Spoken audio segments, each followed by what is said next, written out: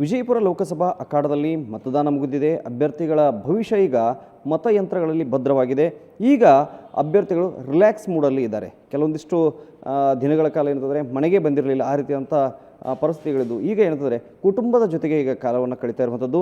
ನಾವೀಗ ವಿಜಯಪುರದ ಕಾಂಗ್ರೆಸ್ ಅಭ್ಯರ್ಥಿ ರಾಜು ಆಲ್ಗೂರ್ ಅವರ ಮನೆಯಲ್ಲಿದ್ದೀವಿ. ಅವರು ಸಹ ಏನಂತಂದರೆ ಇವತ್ತು ಕುಟುಂಬದ ಜೊತೆಗೆ ಕಾಲವನ್ನು ಕಳೀತಾ ಇದ್ದಾರೆ. ಮತ್ತೊಂದಿಷ್ಟು ಕಾರ್ಯಕರ್ತರಿಂದ ಕರೆಗಳು ಬರುವಂಥದ್ದು, ಬೂತ್ ಮಟ್ಟದಲ್ಲಿ ಎಷ್ಟೆಲ್ಲ ಮತಗಳಾದವು ಆ ಬಗ್ಗೆ ಮಾಹಿತಿಗಳು ಬರುವಂಥದ್ದು, ಇವೆಲ್ಲ ನಡೀತಾ ಇರುವಂಥದ್ದು. ನೇರವಾಗಿ ಅವ್ರನ್ನೇ ಮಾತನಾಡಿಸ್ತೀನಿ. ಸರ್, ಹೇಗೆ ರಿಲ್ಯಾಕ್ಸ್ ಮಾಡ್ತಾ ಇದ್ದೀರಿ? ಭಾಳಷ್ಟು ದಿನಗಳ ಕಾಲ ನೋಡ್ತಾ ಇದ್ದೀವಿ, ಸಾಕಷ್ಟು ಓಡಾಡ್ತಾ ಇದ್ರಿ, ಯಾವ ರೀತಿ ರಿಲ್ಯಾಕ್ಸ್ ಮಾಡ್ತಾ ಇದ್ದೀರಿ? ರಿಲ್ಯಾಕ್ಸ್ ಮೂಡ್ನಲ್ಲಿದ್ದೀನಿ. ನಮ್ಗೆ ಗೊತ್ತಿದೆ, ಕಳೆದ 3 ತಿಂಗಳಿಂದ ಹಗಲು ರಾತ್ರಿ ಅನ್ನೋದೇ ಪ್ರಚಾರ ಕಾರ್ಯದಲ್ಲಿ ತೊಡಗಿದ್ದೆ.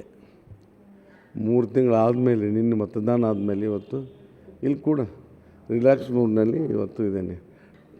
24 ತಾಸು ಬಾರಿ ಹೇಳೋ ಏನು ಆ ರೀತಿಯಾಗಿ ಕೆಲಸ ಮಾಡಿದ್ದೀವಿ. ಭಾಳ ಒತ್ತಡ ಇತ್ತು, ಪ್ರೆಷರ್ನೂ ಜಾಸ್ತಿ ಇತ್ತು. ಇದ್ರ ಮಧ್ಯೆ ಇವತ್ತು ರಿಲ್ಯಾಕ್ಸ್ ಆಗಿದ್ದೀನಿ ಮತ್ತು ಒಳ್ಳೆಯ ಸಮಾಚಾರ ಕೂಡ.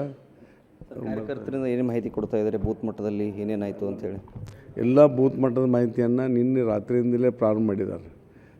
ಬೂತ್ ಮಟ್ಟದಲ್ಲಿ ಭಾಳ ಒಳ್ಳೆಯ, ನಾವು ಏನು ನಾನು ನಿರೀಕ್ಷೆ ಮಾಡಿದ್ದೀವಿ ಇಷ್ಟಾಗ್ಬೋದು, ಅದ್ರ ನಿರೀಕ್ಷೆಗಿಂತಲೂ ಹೆಚ್ಚಿನ ಪ್ರತಿಕ್ರಿಯೆ ಬರ್ತಾಯಿದೆ.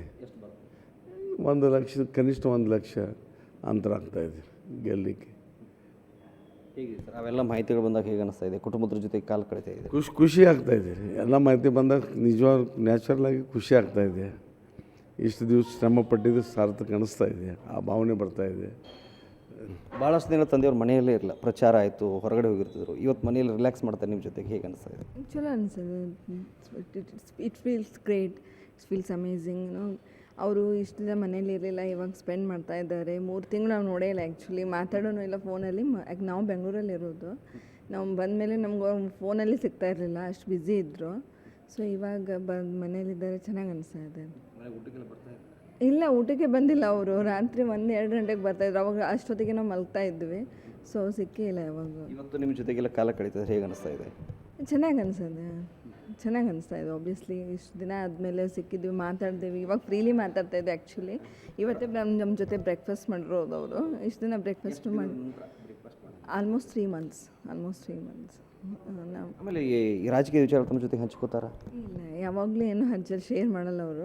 ಹಿ has always kept us away from politics.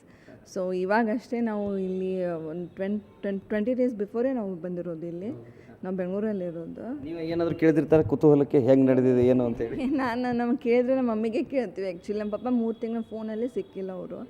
So he is been very busy. ನಾವು ಕೂಡ ಕೇಳ್ತಾ ಇದ್ದೀವಿ. ಕುಟುಂಬದ ಜೊತೆಗೆ ಇವತ್ತು ರಾಜು ಆಲ್ಗೂರ್ ಕಾಲವನ್ನು ಕಳೀತಾ ಇರುವಂಥದ್ದು. ಸಾಕಷ್ಟು ಮಾಹಿತಿಗಳು ಬರ್ತಾ ಇದ್ದಾವೆ, ಮಾಹಿತಿಗಳನ್ನು ಸಂಗ್ರಹ ಮಾಡ್ಕೊಳ್ತಾ ಇದ್ದಾರೆ. ಗೆಲುವಿನ ಲೆಕ್ಕಾಚಾರದಲ್ಲಿ ಈಗ ರಾಜು ಆಲ್ಗೂರ್ ಅವರು ಇರುವಂಥದ್ದು.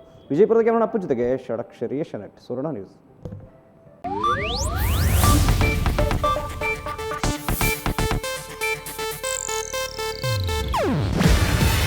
ಇದು ಏಷ್ಯಾನೆಟ್ ನ್ಯೂಸ್ ನೆಟ್ವರ್ಕ್ ಪ್ರಸ್ತುತಿ. ನೀವು ನೋಡ್ತಿದ್ದೀರಾ ಏಷ್ಯಾನೆಟ್ ಸುವರ್ಣ ನ್ಯೂಸ್.